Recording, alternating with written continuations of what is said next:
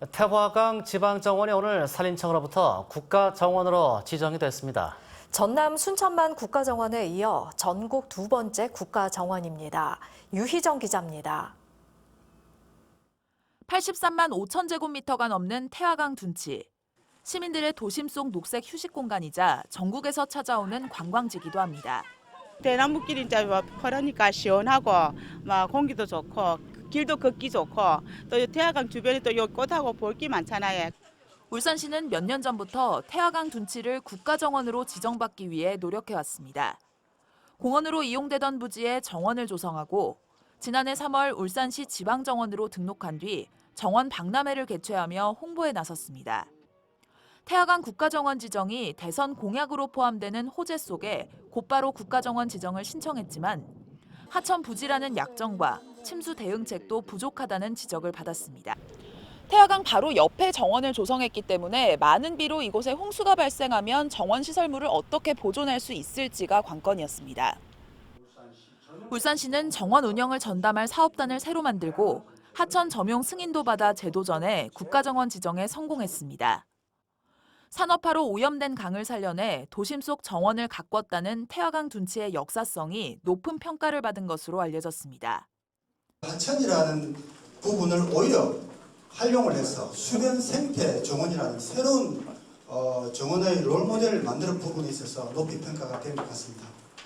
국가가 조성해 운영하는 국가정원은 지난 2015년 전남 순천의 순천만 정원이 최초였고 울산이 두 번째입니다. 국가정원으로 지정되면 정원 관리에 매년 최대 40억 원의 국비를 지원받습니다.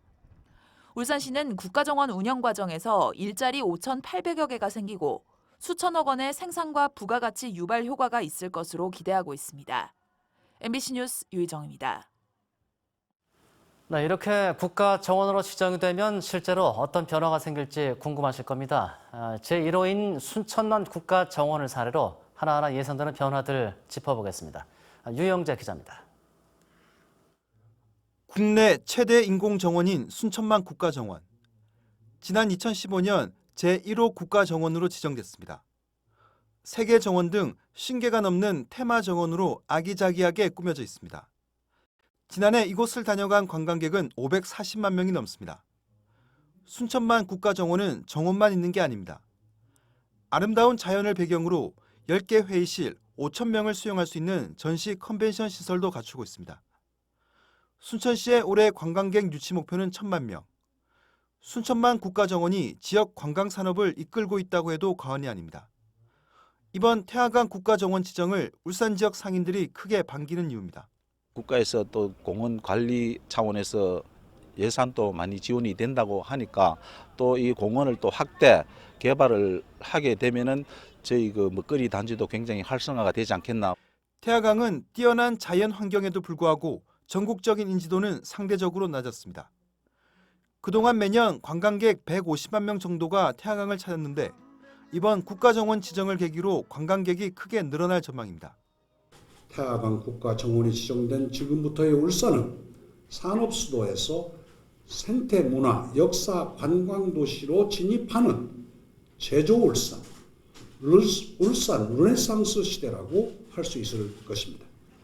그동안 수도권과 호남권에 편중됐던 정원 문화 산업이 영남권까지 확대되는 효과도 예상됩니다.